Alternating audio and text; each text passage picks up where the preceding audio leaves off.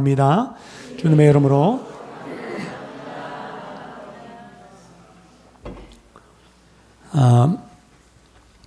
우리 젊은 우리 할머니 할아버지가 계셨는데 어버이날을 맞이해서 우리 손주들이 어린 손주들 초등학교 저학년 또 우리 유치원에 다니는 우리 손주들이 할머니에게 전화를 해서 할머니 깜짝 놀랄 일이 있을 거예요.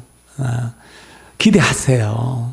기대를 잔뜩 하게 해서 이제 만나기로 한 날 만났더니 이 손주 셋이서 제일 큰 손주는 5만 원짜리, 만 원짜리 이렇게 딱 1,000원짜리 끌고 모아갖고 한 8만 원 이상 되는 돈을 할머니에게 주면서 할아버지 할머니 오래오래 사세요, 건강하세요 이렇게 쪽지를 건넸다라는 거예요.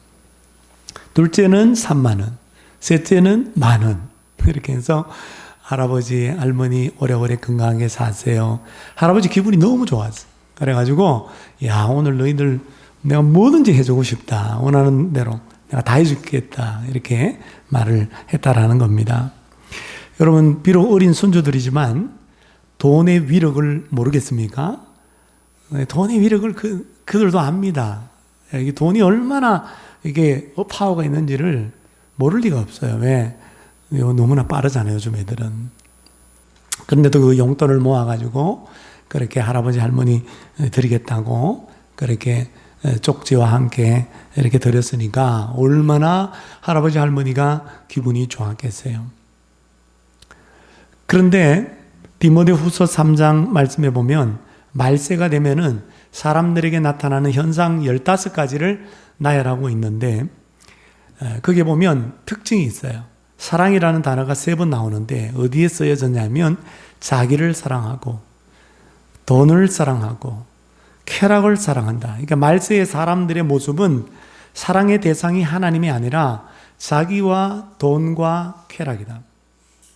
그래서 그런지 몰라도 또 현상 가운데 하나가 뭐냐면 말세에는 부모를 거역하는 일이 있다.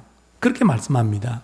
디모데후서 3장 2절 하반절부터 3절에 보면 부모를 거역하며 감사하지 아니하며 거룩하지 아니하며 무정하며 원통함을 풀지 아니하며 여기 5개의 동사가 다 부모를 거역하며 그 동사를 이어서 받는다는 거예요. 무슨 말이냐면 부모에게 감사하지 않고 부모를 거룩하게 한다는 말은 무슨 말이냐면 부모를 존경하지 않고 이런 뜻입니다. 무정하고 이게 부모에 대해서 감정이 없어요. 정이 하나도 없어요. 그리고 마지막에 보면 원통함을 풀지 않아요. 이게 부모에 대해서 반항적이고 그러니까 말세에 사람들에게 나타나는 현상이 한마디로 말하면 부모를 거역한다. 부모에게 감사할 줄도 모르고 부모를 존경하지도 않고 부모에게 정이 없고 부모에게 반항적이 된다 이 말. 여러분 오늘 이 시대를 가리켜서 우리 말세라고 합니다. 말세.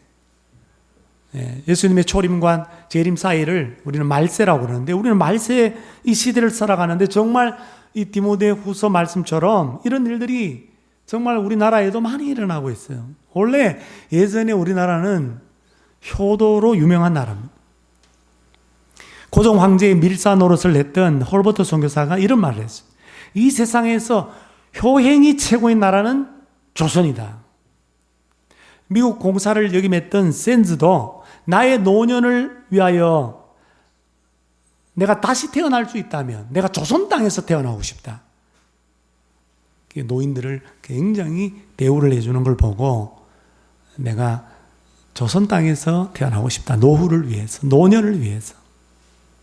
또 우리가 잘 아는 고종의 주치의였던 최초의 의로 선교사 알렌 선교사는 조선은 늙음과 죽음이 두렵지 않은 노인들의 천국이다라고까지 그렇게 표현했습니다. 그런데 지금 우리나라는 어떻습니까? 부모가 마음에 안 든다고 즉 자기를 사랑해서 부모가 나에게 해준 것이 뭐가 있냐? 이딴 소리를 해댑니다. 부모에게 대어듭니다. 부모에게 폭력을 행사합니다. 돈을 사랑해서, 쾌락을 사랑해서 돈 때문에, 자신의 안락 때문에 자식이 부모와 갈랐습니다. 심지어는 부모를 죽이기까지 하는 그런 일들이 이 나라에 벌어지고 있습니다. 그래서 하나님은 믿는 우리에게 디모데후서 3장 5절 말씀을 통해서 이와 같이 말씀합니다. 이 같은 자들에게서 돌아서라. 말세에 부모를 거역하는 자들에게서부터 돌아서라. 부모를 거역하는 사람들과 전혀 상관없는 삶을, 구별된 삶을 살아라. 그렇게 우리에게 단호하게 명령하고 계십니다. 오늘 본문의 말씀은 한번 좀 다 들어본 말씀. 행복한 가정이 되려면 지난 시간에 믿는 부모가 자녀에게 어떻게 해야 되느냐. 오늘은 믿는 자녀입니다. 믿는 자녀가 부모가 믿든지 안 믿든지 부모에게 어떻게 해야 되는가를 말씀합니다. 그렇다면 믿는 자녀는 부모에게 어떻게 해야 될까요? 두 가지를 말씀하죠. 첫째는 뭡니까? 주 안에서 부모에게 순종해라. 자녀들이 부모에게 순종해야 되는 이유가 뭐예요? 날 낳았기 때문에? 날 길렀기 때문에? 물론 그런 이유도 있겠지만 성경적 의미는 하나님께서 가정의 부모에게 권위를 주셨기 때문에.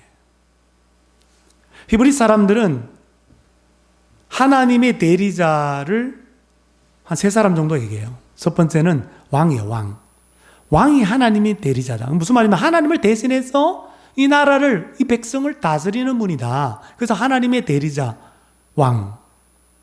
그리고 학교 선생님. 선생님도 하나님을 대신해서 나를 가르치시는 분이다.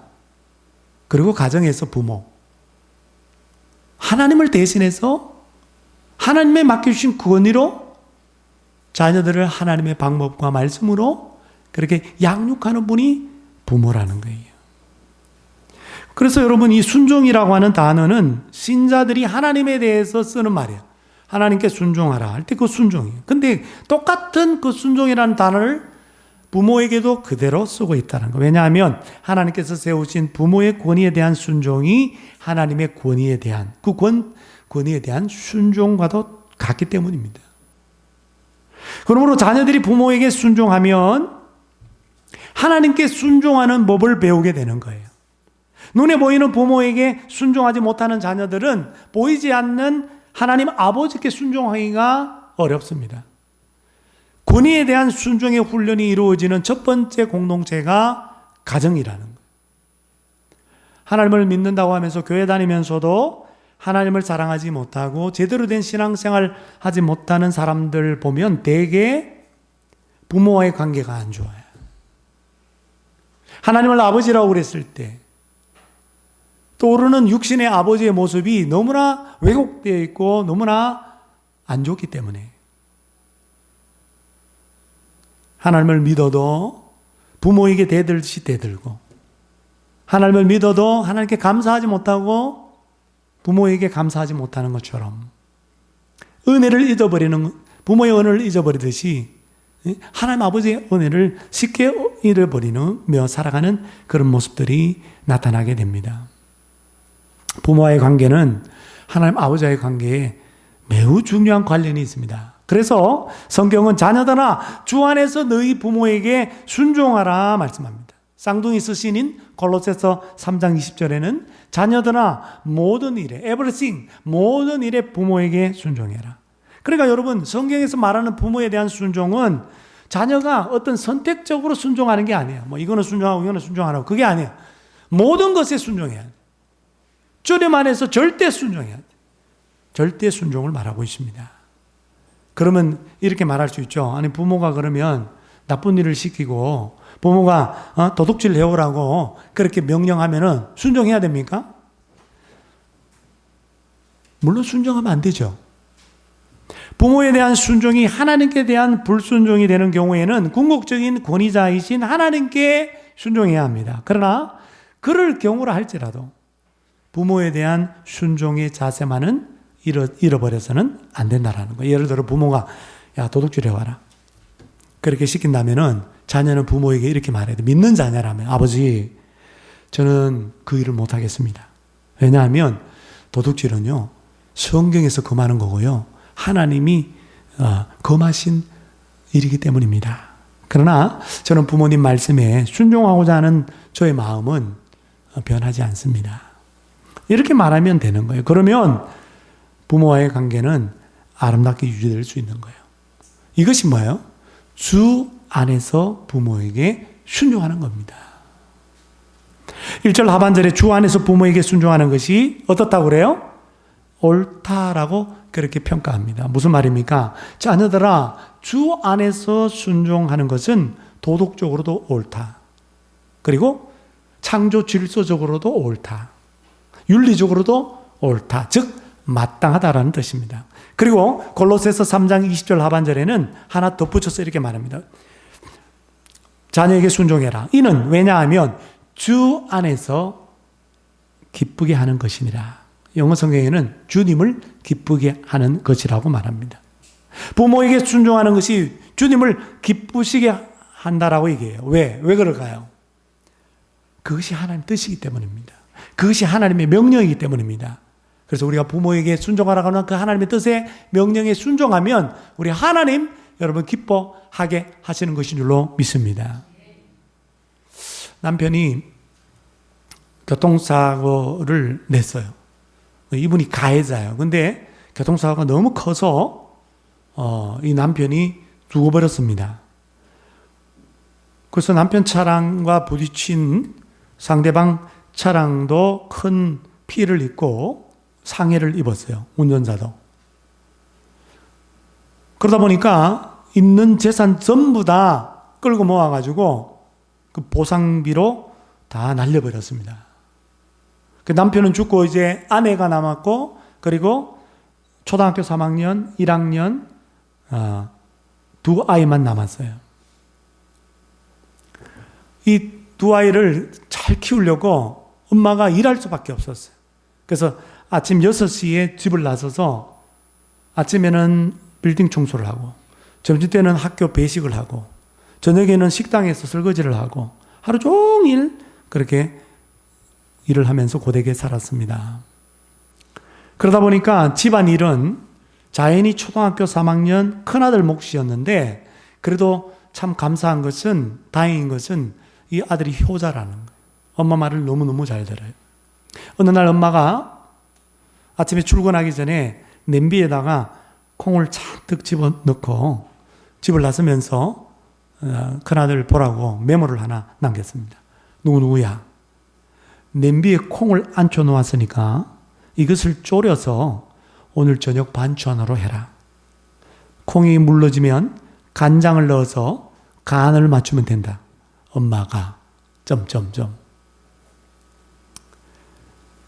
그날도 이 엄마는 출근을 하고 밤늦게까지 하루 종일 일을 하고 너무나 지쳐있는 상황 속에서 이제 더 이상 못 살겠구나. 못 살겠다. 죽고 싶은 마음이 들었어요. 그래서 집에 들어오기 전에 약국에 들러서 수면제를 다량으로 사가지고 돌아왔습니다. 어머니까 이불을 덮고 나란히 잠들어 있는 그 아들, 작은 아들, 그 큰 아들 머리맡을 보니까 편지가 하나 있네요. 엄마에게.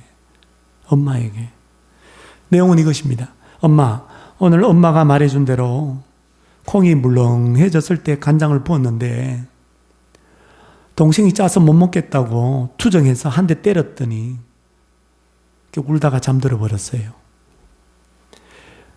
내 딴에는 열심히 콩을 삶았는데 엄마 용서해 주세요. 내일은 일 나가기 전에 저를 꼭 깨워서 콩 삶는 법, 콩 간하는 법 가르쳐 주세요. 엄마 피곤하지요? 저희들 때문에 엄마가 고생하는 거 다 알아요. 꼭 건강하세요. 저 먼저 잘게요. 그날 자살하려고 마음을 먹었던 엄마가 그 초등학교 3학년 큰아들이 써놓은 그 편지를 읽으면서 눈물을 흘리게 됩니다. 엄마 말 잘 듣고 내가 열심히 살게요. 엄마 건강하세요. 그 눈물로 그 편지를 읽으면서 그 손에 쥐고 있는 수면제를 쓰레기통에 탁 집어 버리고 맙니다. 그리고 큰아들이 만든 짠 콩자반을 밥과 함께 너무 짜서 못 먹던, 작은아들 못 먹었던 투정했던 그 콩자반을요, 그날 밤에 눈물 범벅이 된 제 엄마가 다 먹어버렸어요. 여러분, 어린 자녀의 순종이 엄마를 살렸습니다. 자녀가 부모의 말에 순종하면요, 부모는 감동을 받습니다. 부모는 살 의미를 찾습니다. 부모는 너무 행복하고 너무 기쁩니다. 왜냐하면 자녀가 부모에게 순종하는 것은 부모에 대한 사랑의 표현이고 공경의 표현이기 때문입니다. 나이 든 부모님의 영광이 뭔지 아십니까? 나이 든 부모의 자랑이 뭔지 아십니까? 내가 이만한 업적을 아니에요. 남겼다고? 아니에요. 우리 자녀들이 잘 컸다고? 성공했다? 아닙니다. 자녀로부터 사랑을 받는 겁니다. 자녀로부터 공경을 받는 겁니다. 그게 부모의 영광이에요. 그러므로 부모님께서 하나님의 말씀에 위배되는 지시를 하지 않는 이상 자녀는 모든 일에 부모에게 순종하는 것이 마땅한 줄로 믿습니다. 부모에게 순종하면 부모도 기쁘고 하나님도 기뻐하십니다. 사랑하는 여러분, 부모에게 순종하고 계십니까? 주 안에서 여러분 부모에게 순종하셨습니까? 주 안에서 모든 일에 순종할 수 있기를 바랍니다. 두 번째로 부모를 공경하라입니다. 2절에 내 아버지와 어머니를 공경하라. 여러분, 이 말씀은 출애굽기 20장 신명기 5장에 나오는 10계명 제5계명이죠. 2절 하반절에 보니까 이것은 약속 있는 첫 계명이니 그렇게 말합니다. 10계명을 크게 둘로 나누잖아요. 1계명부터 4계명까지를 대신 계명, 신에 대한 계명, 그리고 5계명부터 10계명까지가 대인 계명, 사람에 대한 계명입니다. 사람에 대한 계명 가운데 첫 번째 계명이 뭐냐? 이웃 사랑, 첫 번째 사랑해야 될 이웃이 누구냐? 그게 바로 부모입니다. 그래서 내 부모를 공경하라. 근데 이 계명에는요, 다른 계명과는 달리 약속의 복이 추가되어 있습니다. 이 약속의 복을 믿고서라도, 이 약속의 복을 바라서라도 제발 부모에게 공경하라라고는 하나님의 마음이 담겨 있다고 저는 그렇게 생각해요.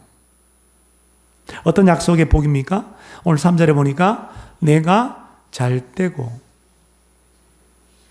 죽어서 잘 되는 게 아니라 이 땅에서 자녀가 잘 되고 땅에서 장수하리라. 출애굽기 20장 12절 그 10계명에 보면 그리하면 내 부모를 공경하라. 그리하면 너의 하나님 여호와가 너에게 준 땅에서, 하나님 나라가 아니에요, 이 땅에서 생명이 길리라, 장수하리라.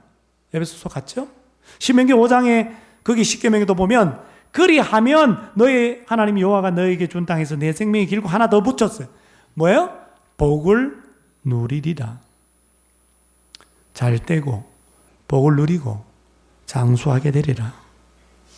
이게 약속의 축복입니다. 사랑하는 여러분, 오래 살려고 운동해서 오래 살려고 하지 마시고, 건강하고 오래 살려고 좋은 음식 먹어서 오래 살려고 하지 마시고, 부모를 공경함으로 하나님께서 약속하신 장수의 복을 얻고 누리시기를 바랍니다. 그리고 보너스의 복, 그 나머지의 복, 잘 되는 복 여러분 누릴 수 있기를 축원합니다. 구약 성경에 공경하다라고 하는 히브리어는 카베드라고 하는데, 카베드라는 단어는 무겁다라는 뜻입니다. 무슨 말입니까? 부모를 무겁게 여겨라, 부모를 중하게 여겨라, 부모를 소중하게 여겨라, 부모를 높이 여겨라, 높이 평가해라, 이런 뜻이죠. 그러니까 신약 성경에서 부모를 공경하라는 말은 좀 더 구체적이에요. 부모에게 합당한 복종, 부모에게 합당한 존경, 부모에게 합당한 자비, 부모에게 합당한 경의, 부모에게 합당한 온유와 순종으로 대우하라, 이런 뜻입니다. 신약성경 주석에 이 공경하라라는 단어를 자녀들의 어떤 나이에 따라서 이렇게 구분해서 공경하라는 의미를 구체적으로 설명해 놓은 것이 있더라고요. 소개합니다. 어린 자녀들에게 부모를 공경하라는 것은 부모에게 순종하라는 뜻이고 10대 자녀들에게는 비록 자기들이 부모보다 많이 배워서 더 많이 안다고 생각하더라도 부모를 존경하라는 뜻이고 장성한 자녀들에게는 자신의 삶에 부모를 포함시켜라는 뜻이고 중년 이상의 자녀들에게는 이미 부모들은 연로하고 건강히 쉬어져 가고 있으니까 그 부모를 확실하게 돌보라는 뜻이다. 여러분 지금 어느 때에 지금 속한 자녀들입니까? 예? 여러분들이 중년 이상의 자녀들입니까? 우리 부모를 확실하게 돌보십시오. 챙기라는 거예요. 그게 부모를 공경하라는 의미라는 거예요. 그렇다면 구체적으로 부모를 어떻게 공경해야 됩니까? 부모를 공경하는 구체적인 삶은 뭘까요? 이 적용 두 가지를 오늘 여러분에게 말씀드리면서 말씀을 마무리하려고 합니다. 첫째는 인생의 문제가 있을 때에 부모와 상의하고 부모에게 조언을 구하라는 겁니다. 그게 부모를 공경하는 겁니다. 부모는 나이가 들면서 자녀에게 짐이 된다라고 생각합니다. 그리고 자녀들이 다 결혼해서 떠나고 그러면은 마음이 허전해. 그래서 부모의 역할이 다 끝났다라고 생각해서 역할 상실로 인해서 뭐 자녀들이 또 그들도 보지도 않으니까 무관심하니까 역할 상실로 인해서 스스로가 자기 자신을 쓸모없는 존재라고 그렇게 여긴다고 그래요. 노인들이 다 그렇게 생각합니다. 그러므로 부모가 존재의 의미를 가질 수 있도록 어떤 살 희망을 가질 수 있도록 자녀는 노력해야 되는 거예요. 그 노력 가운데 하나가 뭐냐면 어떤 인생에 문제가 있을 때 물론 그 문제를 내 경험으로 내 지식으로도 해결할 수 있어요. 능력으로 해결할 수 있어. 그러나 먼저 부모와 상의하는 거. 부모님 이럴 때 어떻게 하면 좋을까요? 내가 이렇게 하려고 하는데 이렇게 하는 게 맞나요? 그리고 부모에게 하실 말씀 없으세요? 조언을 구하는 것. 이게 여러분 부모를 공경하는 거라는 거예요. 자녀의 삶 속에 부모를 포함시키는 거예요. 이게 배제시키지 않잖아요. 포함시키는 거예요. 인도의 잭 푸닌 목사님이라는 분이 계신데 이분이 젊은이들에게 직면하는 문제들, 뭐 부모와의 관계, 또 친구와의 관계, 또 세상과의 관계, 뭐 그런 관계적인 측면에서 설교를 했는데 그 설교 가운데 부모와의 관계에서 젊은 자녀들이 직면한 문제, 여기에 대한 조언을 이 설교에서 이렇게 하고 있습니다. 소개해 드릴게요. 만약 자녀가 성인이 되었다고 어떤 중대한 문제를 부모와 상의하지 않고 자기 독단적으로 결정한다면 그것은 부모를 공경하는 태도가 아닌 것입니다. 결정은 자녀 자신이 하더라도 부모와 상의하고 부모의 조언은 반드시 구해야 한다는 것이죠. 이것은 결혼을 해서 독립하여 가정을 꾸릴 때도 마찬가지입니다. 가족 사이에 대한 중대한 문제, 인생의 큰 문제들은 부모와 상의하는 것이 좋습니다. 그렇게 해서 부모의 기도 후원, 부모의 축복을 받는 것은 결국 자녀 자신이 잘 되는 길인 것입니다. 설령 부모가 불신자라 할지라도 어떤 세상적이며 현실적인 문제에 있어서는 부모의 경험과 연륜 때문에 또 자녀 사랑 때문에 부모의 판단과 결정이 자녀 자신의 판단과 결정보다 훨씬 더 현명할 때가 많습니다. 그러므로 영적인 문제, 신앙적인 문제가 아니라 세상적이며 현실적인 문제들에는 불신 부모의 조언을 존중하고 따르십시오. 여러분, 우리가 예수 믿는다고 우리가 잘못하는 게 뭐냐면 뭐 고르반이라는 거 있잖아요. 그죠? 내가 하나님 앞에 헌금 드렸으니까 내 부모님께 용돈 드릴 거 없어요. 예수님 당시에도 그런 어떤 바리새인적인 위선적인 그런 것을 질타했죠. 예수님은. 왜 하나님을 핑계대냐 이 말이에요. 우리가 교회 다닌다고 내가 예수 믿는다고 해서 여러분 우리가 부모님이 안 믿는 부모라고 해서 신앙이 다르다고 해서 우리가 부모를 배제시키면 안 된다 이 말입니다. 그것이 신앙적인 주님 안에서의 어떤 계명에 대한 부분이 아닌다 하면은 불신 부모라 할지라도 우리가 상의하고 조언하고 그렇게 하는 것이 부모를 공경하는 신자 자녀의 모습이라는 겁니다. 사랑하는 여러분, 이렇게 하는 것 여러분 꼭 여러분 실천할 수 있기를 바랍니다. 두 번째는요, 부모를 돌보아야 합니다. 성경에 읽어보면 부모에 대한 이 말씀, 에베소서 지난주 자녀들을 노엽게 하지 말고 자녀를 주의 교훈과 훈계로 양육해라, 잘 양육해라, 이런 말은 있는데 부모들아 자녀들을 끔찍히 사랑해라, 이런 말은 없어요. 부모들아 자녀의 삶에 관심을 가지고 잘 돌보아라, 이런 말씀도 없어요. 왜? 부모가 자녀들 사랑하고 자녀들 돌보는 거는요, 부모의 본능이기 때문입니다. 본능인데 뭘 명령을 해요? 그런 명령이 주어지지 않는 거예요. 근데 잘 양육을 못하니까, 세상적 방법으로 양육하니까 주의 교훈과 훈계로 양육하라, 그런 말이 있죠. 자녀를 하도 노엽게 하니까, 상처를 주니까, 성질 돋우니까 그건 하지 말라는 그런 명령은 있어도 끔찍히 사랑해라, 돌보라, 이런 명령은 없습니다. 근데요, 부모에 대해서는요, 공경하라라는 계명이 있다는 거예요. 무슨 말이에요? 그거 잘 안 한다라는 거예요. 그건 본능이 아니라는 거예요. 예? 본능을 거슬러야 부모를 공경할 수 있어요. 여러분, 자녀들이 부모가 다 사랑을 베풀었다고 효도합니까? 여러분, 어떤 자녀는 부모가 자녀에게 함부로 해도 그 자녀가 부모를 효도하는 그런 자녀도 있어요. 여러분, 본능을 거스르는 게 부모를 공경하는 거는. 그래서 하나님께서 자녀에게 부모를 공경해라, 그렇게 명령을 주셔. 거기다 약속이 복까지 덧붙여가지고. 독일 속담에 이런 속담이 있대요. 이것과 관련이 되는 속담인데요. 한 아버지 10자녀 기를 수 있어도 10아들 한 아버지 모시지 못한다. 여러분, 이게 동양이 아니라 서양의 속담이에요. 다시 한번, 한 아버지는 10자녀를 기를 수 있어도 10아들은 한 아버지 못 모신다. 이해가 되십니까? 자녀들이 부모를 모시는 게 그렇게 어렵다 이 말이에요. 우리가 우리 자녀에게 하는 것, 자녀에게 쏟아붓는 것, 자녀에게 관심을 가지고 돌보는 것, 거기에 반의 반만 부모에게 쏟아부어도 효자소리 듣습니다. 효자 비를 세워야 될 거예요, 아마.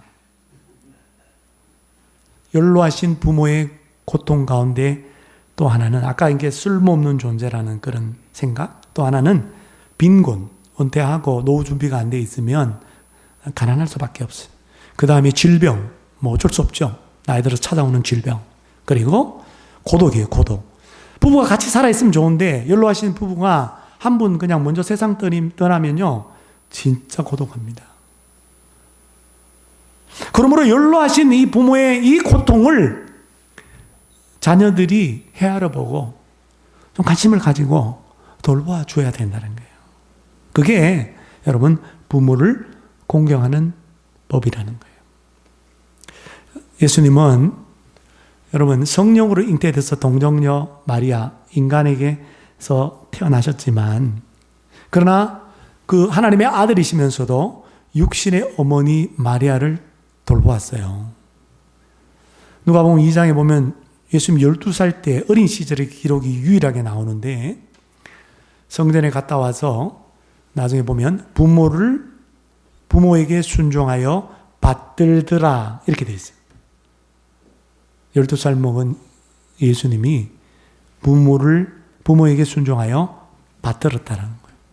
그리고 예수님은 공생애를 지나고 예수님께서 십자가에 못 박혀 죽으시는 그 순간에 십자가 위에 고통 가운데 7마디를 남겼어요. 그것을 우리가 가상칠언이라고 하는데, 그 가상칠언 가운데 한마디를 어머니에게 해요.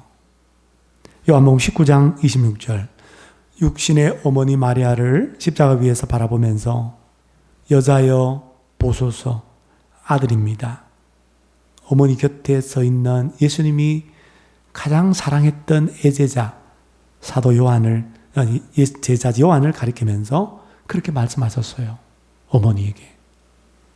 여기 여자여라는 아람어는 구낭이라고 하는데 마담이라는 뜻입니다. 마담. 그러니까 이게 무슨 말이냐면 이거는 어머니를 무시하는 그런 용어가 아니라 이 구낭이라는 단어는 왕비에게 붙이는 극존칭 용어입니다.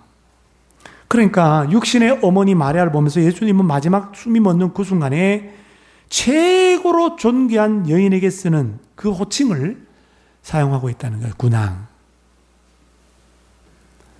그리고 제자 요한에게, 사랑하는 제자니까요, 그 요한에게, 그 십자가 가까이까지 그래도 붙어 있었던 제자가 요한, 그 요한에게 요한복음 19장 27절에 보라 너의 어머니라. 나의 어머니인데 이제 너의 어머니다. 무슨 말입니까? 이 육신의 어머니 나의 어머니를 네가 돌보아다오. 그래서 그때부터 성경 요한복음 19장 27절에 보면 그때부터 그가 자기 집에 그녀를 모시니라. 자기 집에서 잘 모시다가 이 요한이 이제 성령을 받고 이제 전 세계 다니면서 복음을 전하는데 터키 땅, 지금 튀르키예 땅에 에베소에 가서 복음을 전하고 그 에베소에서 이제 에베소 교회 담임 목사가 됩니다. 우리가 아는 것처럼 사도 요한은 장수하신 분이에요. 순교당하지 않고 물론 반모sob에 유배당해서 핍박 가운데 유배당했지만 그러나 환상과 계시 가운데 요한계시록을 쓰고 또 요한 1, 2, 3서 신앙생활하는 핍박 가운데 있는 성도들 위로하는 그런 편지도 쓰고 우리가 잘 아는 요한복음, 하나님의 아들 예수 그리스도, 하나님신 예수 그리스도 요한복음을 썼죠. 거의 100세에 이르기까지 장수하면서 에베소 교회 목회를 잘했습니다. 마지막 죽는 순간까지 그는 서로 사랑해라, 서로 사랑해라. 우리 예수님께서 십자가에 잡히기 전날 밤 세 계명을 너희에게 주노니 내가 너희를 사랑한 것처럼 너희도 서로 사랑해라. 그 말씀을 기억하고 늘 성도들에게 사랑해라, 사랑해라. 하나님이 사랑이시다. 그렇게 설교를 했다고 그러잖아요. 근데 에베소에 처음에 왔을 때요, 에베소 교회 성도들이요, 전승에 따르면은요, 이 요한과 마리아를 위해서 바다가 내려다 보이는 전망 좋은 곳에다가 집을 마련해 뒀다는 거예요. 그리로 모셨다라는 그런 전승이 있습니다. 여러분, 부모를 공경하는 것, 부모를 돌보는 것, 그거는요, 뭐 집을 마련해 주고, 뭐 돈을 주고, 뭐 그리 대단한 일이 아닙니다. 옛말에 이런 말이 있어요. 피 서말 쏟아나 키운 부모, 자식의 물 한 잔의 효도에 감동하네. 피 서말 쏟아부을 정도로 그렇게 희생하면서 키운 부모는 자녀가 물 한 잔으로 섬겨도 그 섬김에 감동받는다는 거. 자녀가 부모의 삶에 조금만 관심 가지고 살아계신 우리 부모님 떨어져 있지만 전화 자주 하고 얼굴 한 번씩 보여주는 거, 이것도 여러분 부모를 돌보는 거예요. 이것만으로도 부모는 감동받고 감격해하는 겁니다. 가물치 아시죠? 가물치. 가물치라는 물고기 들어보셨어요? 네, 가물치. 이 가물치는요, 효자 물고기라고 소문이 났어요. 가물치는 알을 낳고 난 다음에 바로 기진맥진해가지고 시력을 잃어버린대요. 실명을 해버린대요. 실명을 하니까 앞이 보이지 않아가지고 스스로 먹이를 구할 수가 없대요. 그래서 어미는 배고픔을 견딜 수밖에 없는 거예요. 근데 이때 알에서 부화되어 나온 수천 마리의 새끼들이 어미가 굶어 죽지 않도록 어미가 입을 뻑 벌리면 한 마리씩 전부 다 직진해가지고 어미 속 뱃속으로 들어가는 거야. 어미 입으로 들어가서 어미의 그 굶주린 배를 채우라고. 그래서 우리 어머니 생명 살리라고. 그렇게 자진해서 다 새끼들이 막 들어간대요. 그렇게 새끼들의 희생 때문에 이제 뭐 새끼들 잡아먹고 이제 기력을 차려가지고 그때 이제 시력이 서서히 돌아온대요. 그때쯤 되면 남은 새끼의 수는 전체 새끼의 10% 정도래요. 나머지 90% 새끼들은 다 어디로 갔죠? 그 어미 살리려고, 어미 생명 연장시키려고 자신을 바친 거예요. 그래서 효자 물고기라는 거예요. 가물치가. 오늘날 가물치보다도 못한 인간들이 너무 많네요. 가물치보다 못한 인간들이 너무 많아요. 부모에게 반역하는 세대를 우리가 살아가고 있습니다. 믿는 자녀들은 이 같은 세대에서 돌아서라고 우리 주님 말씀하신 대로 여러분 돌아서야 될 줄로 믿습니다. 가물치 정도까지는 기대하지도 않아. 주님의 명령대로 주님 안에서 모든 일에 부모에게 순종하고 부모와 상의하고 부모의 조언을 듣고 또 부모를 잘 보살펴서 부모를 공경하시길 바랍니다. 그래서 하나님과 부모를 기쁘시게 하고 하나님께서 약속하신 장수의 복, 이 땅에서 장수, 그리고 하나님의 나머지 보너스 복 받아 누리는 효자 효녀들 다 되시기를 주의 이름으로 축원합니다. 찬송가 579장 1절 부르고 기도하겠습니다.